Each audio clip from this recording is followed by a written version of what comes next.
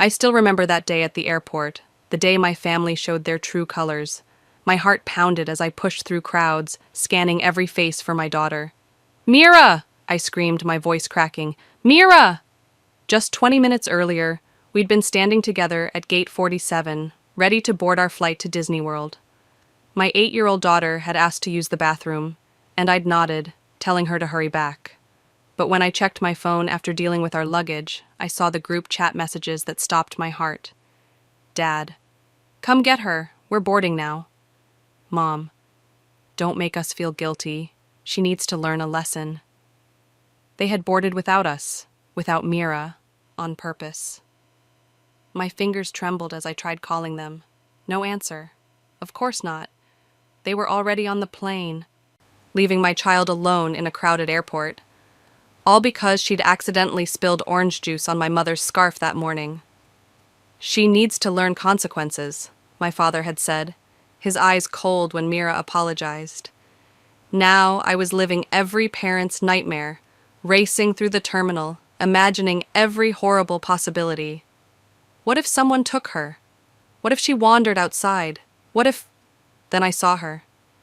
Mira sat alone on a bench, clutching her stuffed rabbit buttons, her small shoulders shaking.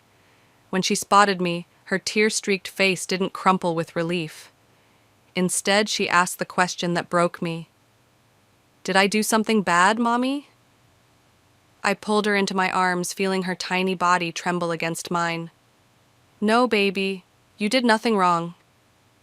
Over her shoulder, I checked my phone again. Another message from my mother. Stop being dramatic. Security was right there. She's fine. In that moment, something inside me hardened. This wasn't just poor judgment. This was calculated cruelty, using my child as a pawn to teach us both a lesson. What they didn't know was that I'd be the one teaching them a lesson. One they'd never forget. As I held Mira, I made a silent promise. They would pay for this, not just with apologies, but with everything they valued, their reputation, their relationships, their precious family image. They thought abandoning my daughter would make her tougher. Instead, it made me ruthless. Have you ever been betrayed by the people who should protect you most? Comment below with your story. I want to know if I went too far with what I did next. And subscribe if you believe families should never use children as pawns in their power games. Growing up as a Calloway meant one thing above all: appearances matter. My father, Harold, built his consulting business on his reputation as a family values man. My mother, Patricia, hosted charity events where she'd brag about their firm but fair parenting. Our family photos showed perfect smiles, coordinated outfits, and not a hint of the control that ruled our home. Discipline before empathy was their golden rule. Tears were weakness. Questions were defiance. Feelings were flaws to be corrected. When I brought home a B+ instead of an A, my father wouldn't yell. He'd sigh deeply and say, I guess some people are satisfied with mediocrity. When I cried after falling off my bike, my mother would whisper, Calloways don't make scenes. My brother Caleb learned quickly, becoming the perfect son, emotionless, obedient, successful.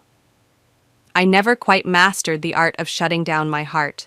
When Mira was born, I promised myself I'd break the cycle. I'd raise her to be kind, to ask questions, to feel deeply. And she blossomed into exactly that. A bright, compassionate little girl who'd share her lunch with classmates or rescue injured birds from the playground. But to my parents, Mira's gentle nature was a failure of my parenting. She's too soft, my mother would mutter during family dinners.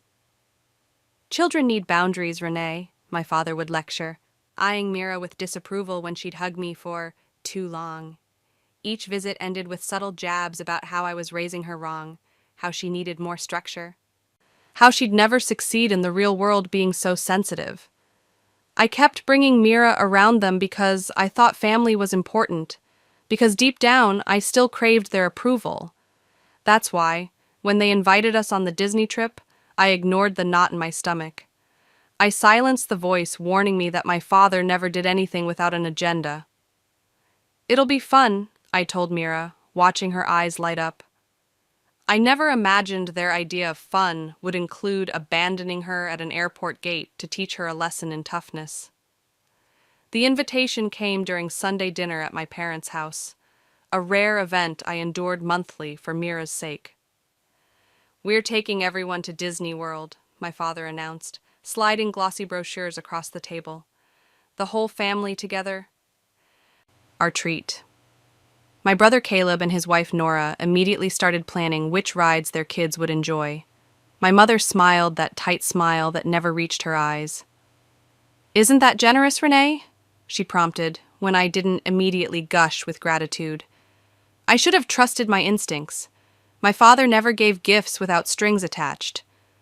But then, Mira peeked at the brochure, her eyes widening.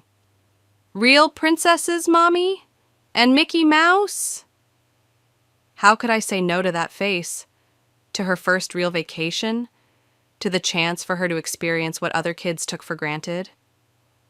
The morning of our departure, chaos ruled my parents' house. My father barked orders about luggage weight limits while my mother fussed over everyone's appearance. "Hurry up, Renee! We can't miss this flight because you're disorganized," my father snapped.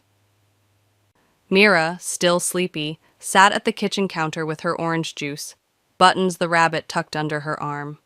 When my mother placed her designer scarf next to Mira's cup, I almost said something, but I was too slow. The juice spilled, just a few drops on the cream-colored fabric. My mother gasped like she'd been stabbed. "For heaven's sake, Renee, you let her run wild."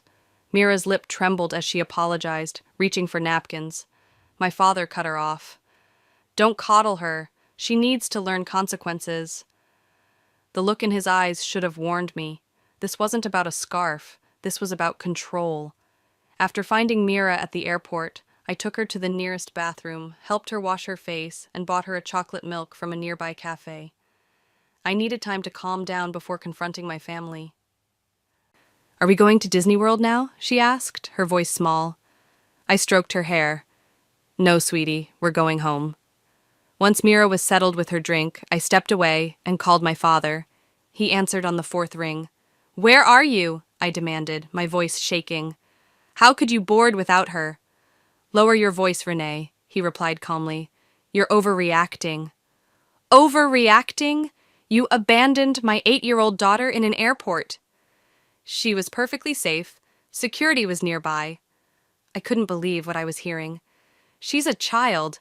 My child." "And that's the problem," my mother chimed in. They had me on speaker. "You baby her. Life won't protect her forever." "So you decided to teach her that by leaving her alone in a crowded airport? What if someone had taken her?" "Don't be dramatic," my mother sighed. "This is why she's so emotional. You encourage it." My brother's voice came through next. "Renee, just come on the next flight. We'll wait at the gate in Orlando." "Are you kidding me? After what you all just did?" "No, we're going home." "You're punishing Mira because you're angry," my father said, his voice dripping with authority. "She was looking forward to Disney." That's when I snapped. "Don't you dare use her feelings now when you didn't care about them 20 minutes ago. You left her alone because she spilled juice. Juice." "It wasn't about the juice," my father said coldly. "It was about respect." "Well, here's what I respect," I replied, my voice deadly calm. "I respect my daughter enough not to abandon her. I respect her enough to protect her from people who would hurt her to prove a point. Even if those people are family." "You're being ridiculous," my mother huffed.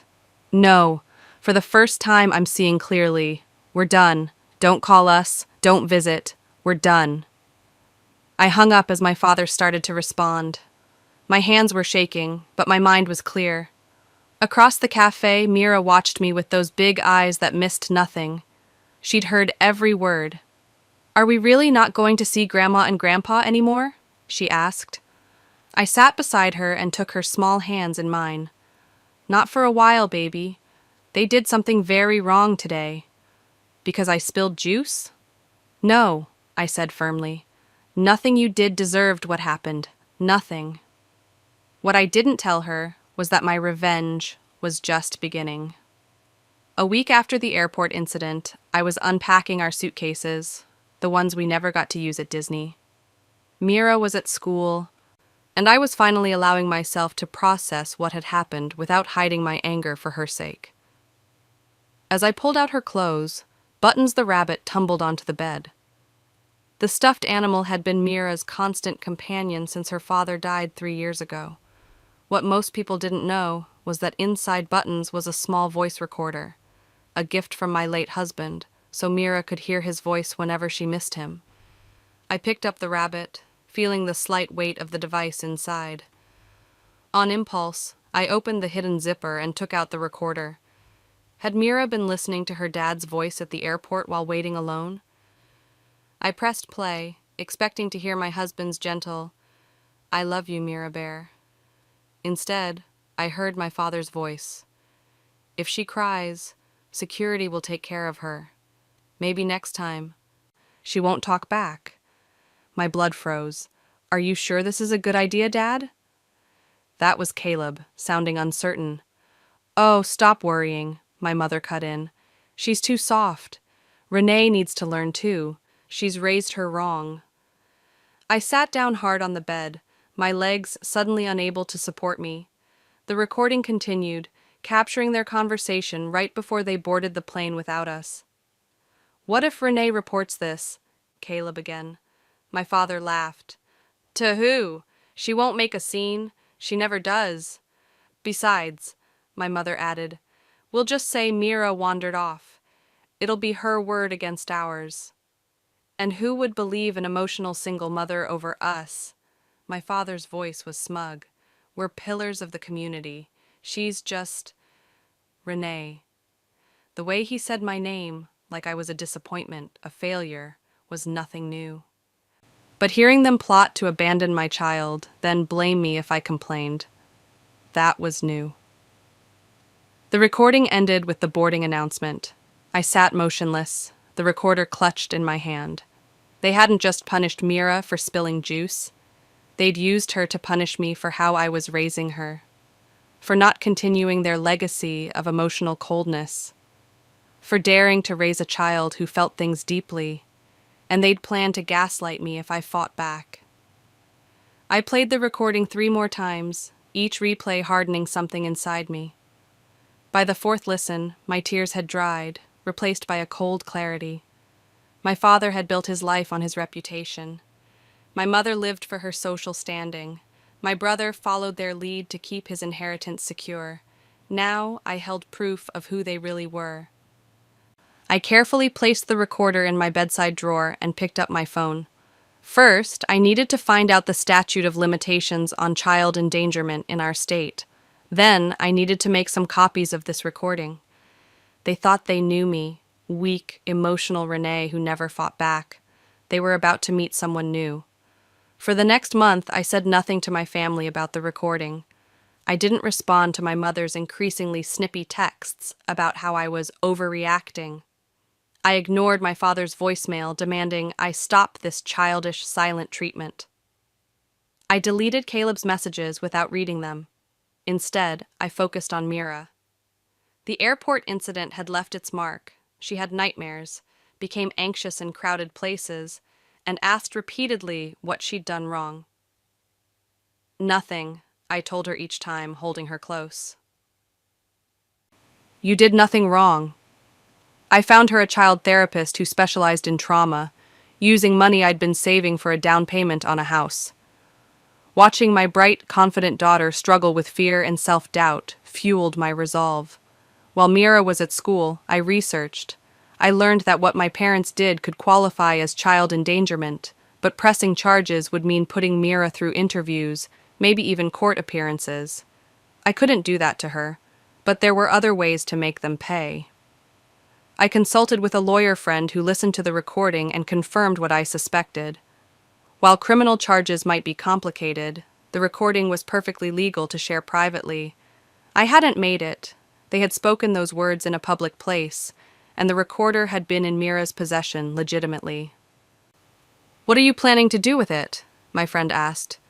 "Nothing yet," I replied. "I'm waiting."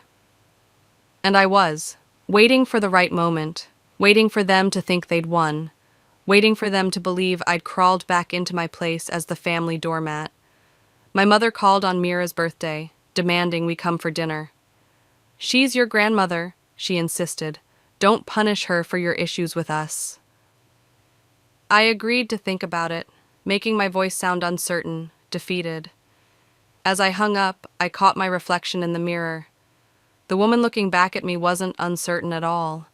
She was patient, calculating, ready. The best revenge wouldn't be quick or emotional. It would be methodical, complete, and they would never see it coming. 2 months after the airport incident, I made my first move. My brother Caleb had always been my father's perfect soldier, following orders, never questioning, preserving his place as the golden child. But he had a weakness, his wife Nora. Nora was different from our family. She showed emotion. She hugged her kids in public. She'd even defended me once when my mother criticized how I comforted Mira after a fall. I created an anonymous email account and attached the audio file with a simple message. "Thought you should know what happened at the airport. This is who your husband really is." 3 days passed with no response. I wondered if she'd even opened it. Then my phone rang at 11 p.m. Caleb's name flashed on the screen. "What did you do?" he hissed when I answered. "I don't know what you're talking about," I replied calmly. "Nora's threatening to leave me. She took the kids to her mother's. She played me some recording." "Oh, that recording," I cut in. "The one where you helped abandon my 8-year-old daughter at an airport? That recording?" His voice dropped. "Renee, you don't understand. Dad said—" "I don't care what Dad said. You're a grown man with children of your own. Would you let someone abandon Emma or Tyler?" Silence. "That's what I thought," I continued. "You chose Dad's approval over my daughter's safety. Now you can deal with the consequences." "Nora's talking about divorce," he whispered. "She says she doesn't know who I am anymore." I felt a flash of satisfaction, then guilt, then satisfaction again. "Sounds like she's figuring out exactly who you are. You have to tell her I tried to stop it." "You heard me on the recording. I questioned Dad." "Questioning isn't the same as stopping it, Caleb. You still boarded that plane." "Please, Renee. My family is falling apart." I thought of Mira's face at the airport. Funny how that works, isn't it? After hanging up, I sat in the dark, feeling the first real sense of justice since that day. Caleb's perfect life was crumbling because of his own actions, not mine. I'd just revealed the truth. The first domino had fallen. Have you ever exposed someone's true colors to the people who thought they knew them? Was I wrong to send that recording to Nora? Comment below with what you would have done. And subscribe if you want to see what happened when I took down the biggest target. My father's precious reputation. My father, Harold Calloway, built his consulting business on his image as a family man with strong values. His company website featured our family photos. His marketing materials quoted him on integrity and doing the right thing, even when it's hard. His clients included conservative politicians, church organizations, and family-focused businesses who paid premium rates for his values-based leadership training. It took me 3 weeks to research every major client, board member, and business partner he had. I created spreadsheets of contact information. I studied their values statements and public positions on family issues. Then I waited for the perfect moment. It came when my father was featured in Business Weekly as a moral leader in modern business. The article quoted him saying, "Family is the foundation of character. How you treat your family shows who you truly are." That night, I created a new anonymous email account and drafted a message to his top 20 clients, his board of directors, and the journalist who wrote the profile. Harold Calloway recently abandoned his 8-year-old granddaughter alone at an airport to teach her a lesson after she accidentally spilled juice. Attached is an audio recording of him planning and justifying this action. Is this the family values your organization supports? I attached the recording, hit send, and went to bed. By morning, my father's phone was blowing up. I knew because he called me 6 times before 8 a.m. I didn't answer. Instead, I watched from afar as his carefully built empire began to crumble. First, the church organization canceled their contract, citing concerns about alignment with our values. Then the conservative politician's office issued a statement, distancing themselves from Mr. Calloway pending investigation of troubling allegations. 3 board members resigned within a week. The Business Weekly journalist published a follow-up piece questioning how Harold's private actions aligned with his public persona. My mother called, hysterical. "What have you done? Your father's reputation is ruined." "I didn't do anything," I replied truthfully. "His own words did this. It was taken out of context.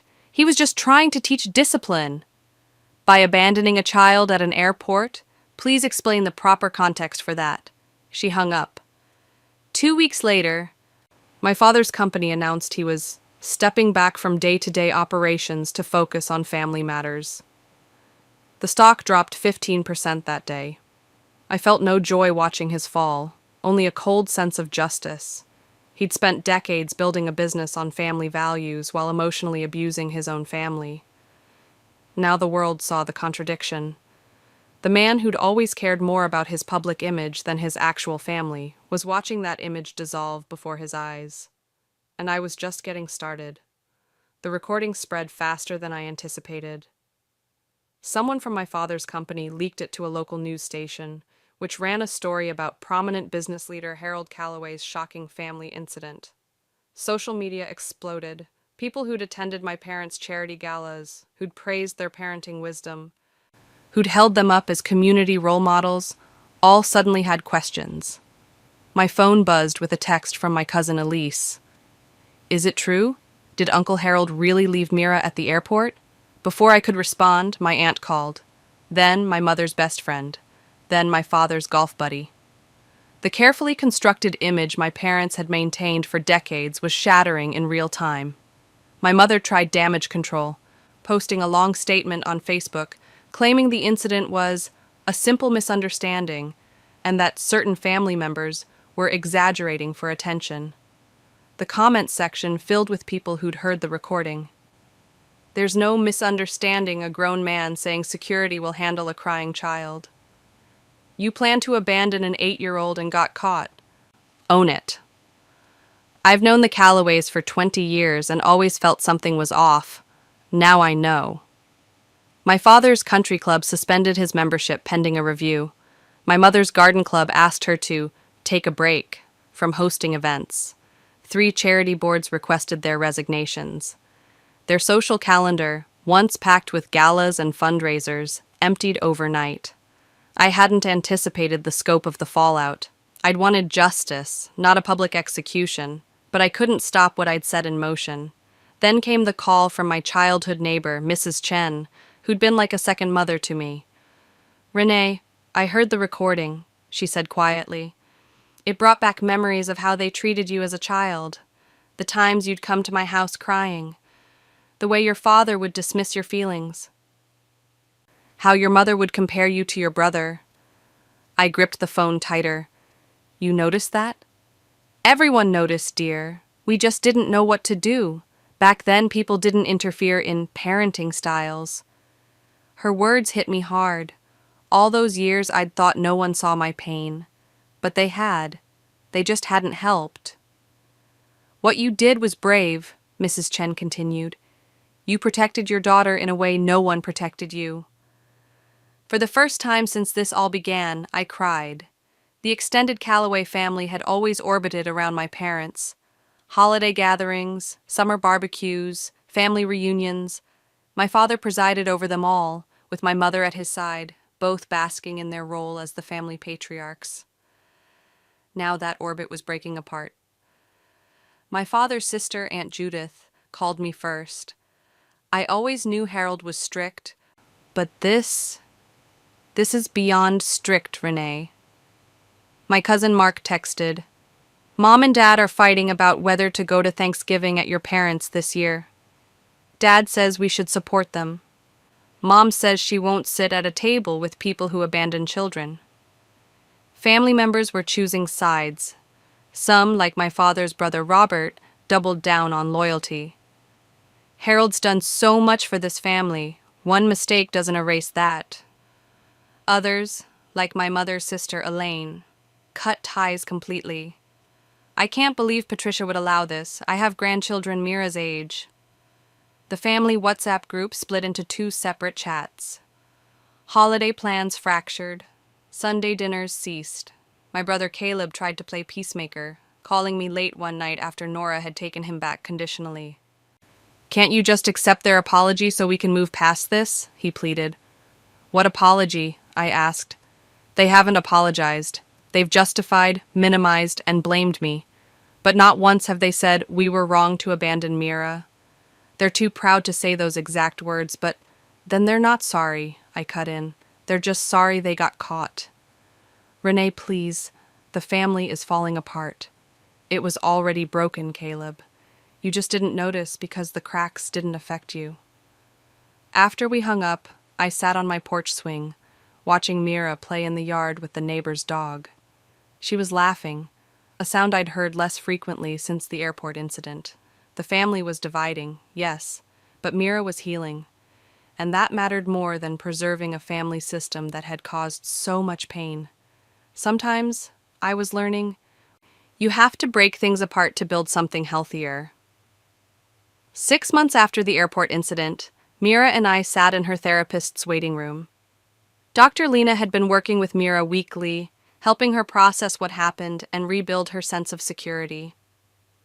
"Mom, do you think Grandpa and Grandma miss us?" Mira asked, coloring a picture of a dragon. The question caught me off guard. "I don't know, sweetie. Why do you ask?" She shrugged. "I had a dream they came to our house and said sorry." My heart squeezed. Despite everything, part of her still wanted their love. "Would you want to see them if they did say sorry?" I asked carefully. She thought for a moment, her crayon pausing. "Only if they meant it. Dr. Lena says apologies need actions, not just words." I smiled at her wisdom. She's right about that.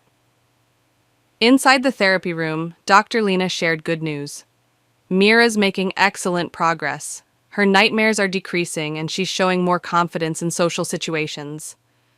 "She asked about my parents today," I admitted. Dr. Lena nodded. "That's normal.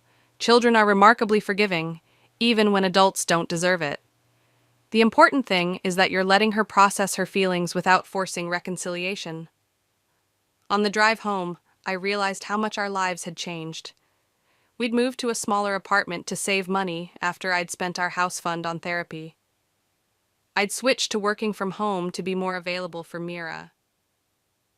We'd created new traditions: Friday movie nights, Saturday morning pancakes, Sunday hikes at the local park.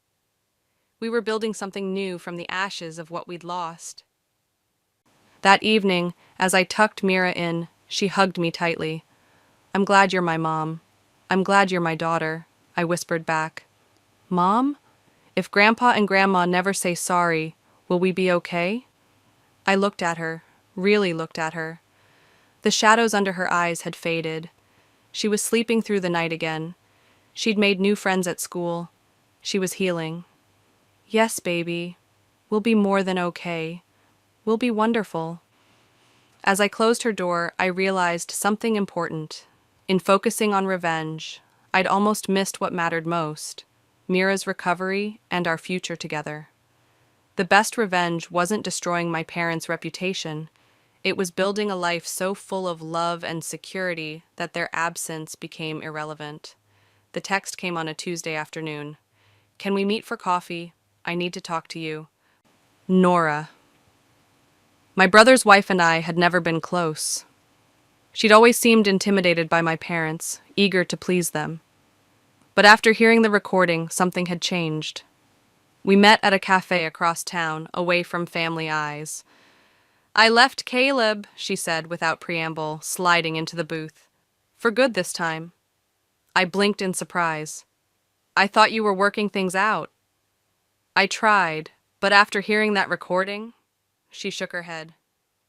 It wasn't just what happened at the airport. It was how easily he went along with it. How he questioned but didn't stop it. She stirred her coffee nervously. Then I started noticing patterns. How he parents our kids the same way your father parented you. The constant criticism disguised as high standards. The emotional coldness when they show weakness. My throat tightened. I'm sorry about your marriage. Don't be. I should thank you. That recording woke me up. She leaned forward. But that's not why I wanted to meet. There's something you should know. She pulled out her phone and showed me texts from my mother, asking her to convince me to stop this vendetta and think about what this is doing to Mira. They're using your daughter as leverage again, Nora said. Claiming all this family drama is hurting her more than the airport incident did. I felt a flash of anger. They haven't even asked how she's doing. Exactly, and there's more. She hesitated. Your father's telling people Mira wandered off at the airport, and you're exaggerating what happened for custody leverage. Custody? Her father died 3 years ago? I know, it doesn't make sense. But they're desperate to salvage their reputation. As we talked, an unexpected bond formed between us, two women who'd seen behind the Calloway family mask. Before leaving, Nora surprised me with one last suggestion. The kids keep asking about Mira. What if we took them to Disney World ourselves? Give Mira the trip she missed without all the Calloway drama.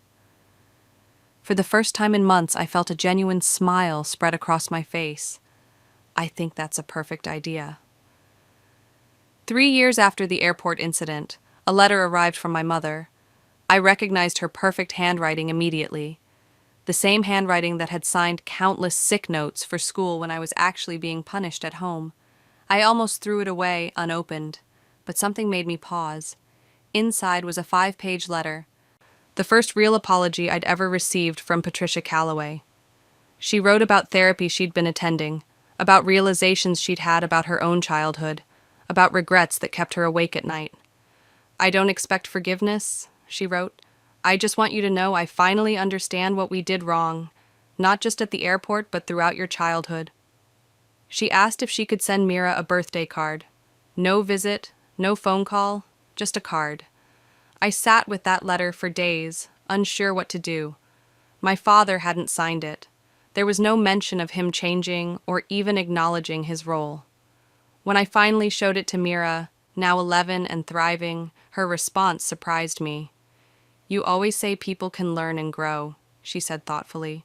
Maybe Grandma is learning. Would you want to get a card from her? I asked. She considered this seriously. I think so, but I don't want to see her yet. You don't have to see anyone you don't want to, I assured her. That night, I took out the recording that had changed everything. I'd kept it in a safety deposit box all this time, insurance against my parents ever trying to twist the narrative again.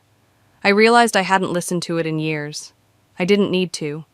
Its purpose had been served. The next day, I wrote back to my mother with clear boundaries. She could send cards. No gifts, no surprise visits, no pressure. And my father would remain cut off completely unless he demonstrated real change, not just words. A week later, Mira and I boarded a plane for our 3rd annual Disney trip with Nora and her kids. As we fastened our seatbelts, Mira looked out the window at the airport that once held such trauma. Mom, she said suddenly, I'm glad they left me that day. I stared at her, shocked. You are? She nodded. Because if they hadn't, we might still be letting them make us feel bad. Now we're free. Out of the mouth of babes. As our plane took off, I thought about cycles, how they continue until someone is brave enough to break them. My parents had passed down what they'd learned from their parents. I'd almost done the same. But Mira would inherit something different. Not perfect, but better. She would know her worth wasn't tied to performance or obedience. She would know love shouldn't come with conditions. And maybe, just maybe, that was the most powerful revenge of all. Not destroying my parents, but building something they never could. A legacy of healing instead of hurt.